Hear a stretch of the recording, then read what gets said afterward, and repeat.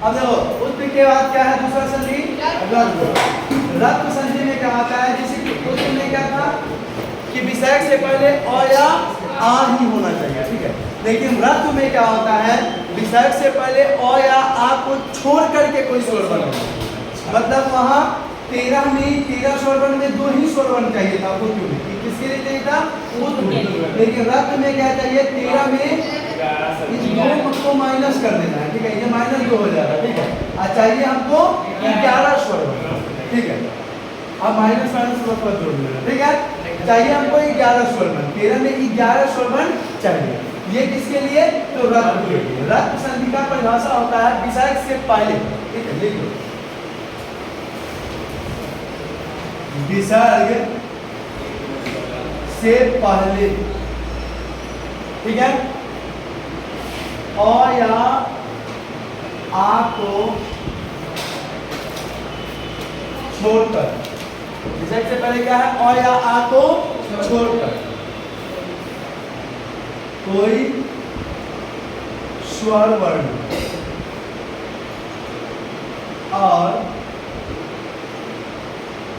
उसके बाद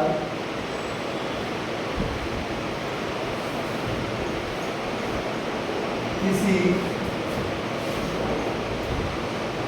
वर्ग का तीसरा, चौथा, पांचवा वर्ग या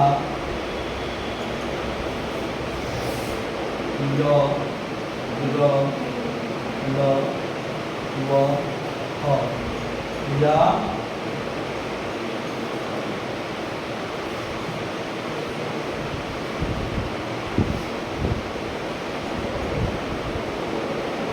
कोई स्वर वर्ण हो तो विसर्ग का र हो जाता है, ठीक है। विसर्ग का क्या जाता है, लिख लिए।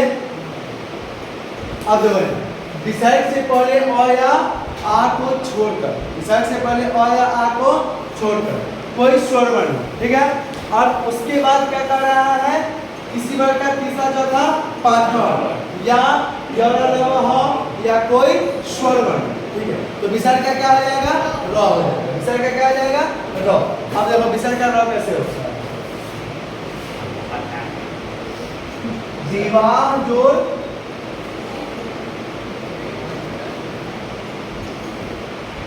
शिशु जोड़ गच्छति, ठीक है, शिशु जोड़ गच्छति। अब यहाँ विसर्ग है, विसर्ग से पहले क्या है, और यहाँ को छोड़कर दूसरा स्वर वर्ण है, स्व में उ नहीं, और यहाँ आ नहीं ना है, उ है, ठीक है।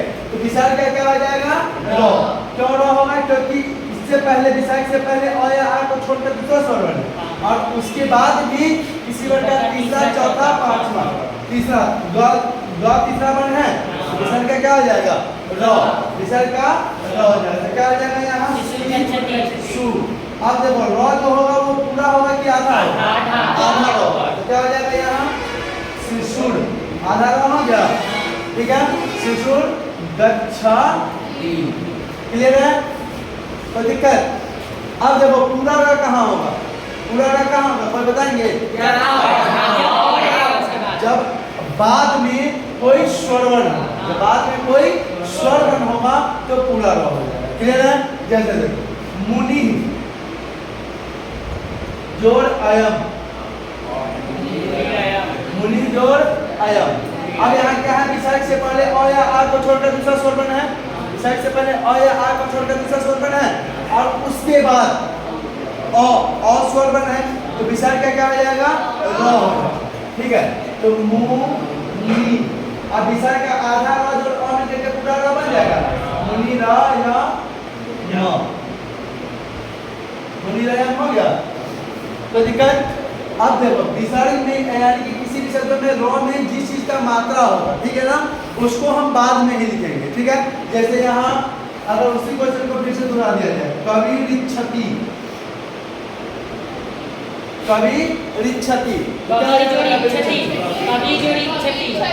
कवि जोड़ इच्छति, कविर इच्छति। क्यों होगा कविर और इच्छति? क्योंकि पूरा र लगा हुआ है। र के साथ फिर सिकारे तो क्योंकि र के बाद र में हर्ष की मात्रा है, ठीक है। तो कहेगा कविर जोड़ इच्छति। क्लियर है? सुन रहे आप? रौनक देखो अब कहीं कहीं जैसे कि ये तो परिभाषा हो गया, यहाँ ई कैसे लिखे? यहाँ र में ई की मात्रा है तो यहाँ र में ई की मात्रा है तो यहाँ ई लिखेंगे, ठीक है। यहाँ र में अ की मात्रा है तो यहाँ अ लिखेंगे। क्लियर है? आगे बढ़ो और लिखते हैं। कहीं कहीं जो है अपवाद में, एक्सेप्शन में आपको अ या आ भी दे देगा इधर एक पद में, ठीक है। अ या आ भी दे देगा, वो अपवाद में देता है। जैसे कि देखो अह निशम, अब इसका क्या हो जाएगा? अह निशम तो अह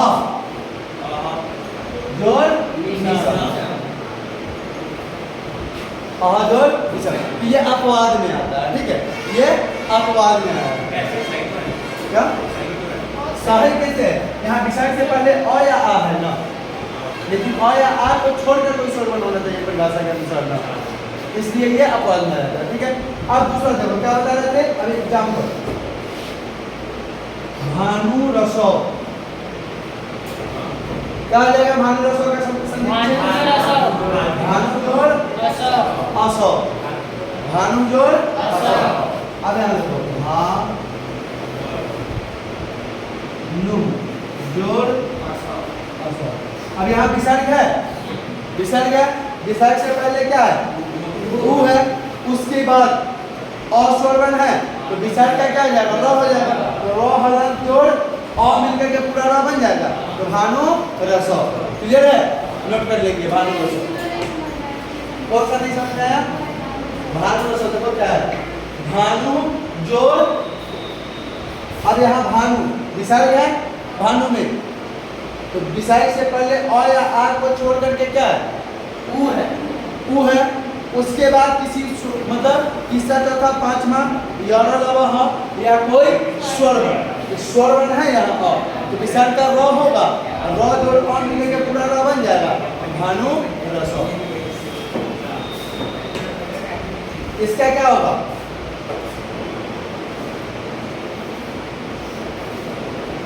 हरि रवदत, हरि जोड़ रवदत। क्लियर है? कोई दिक्कत? नोट कर लो।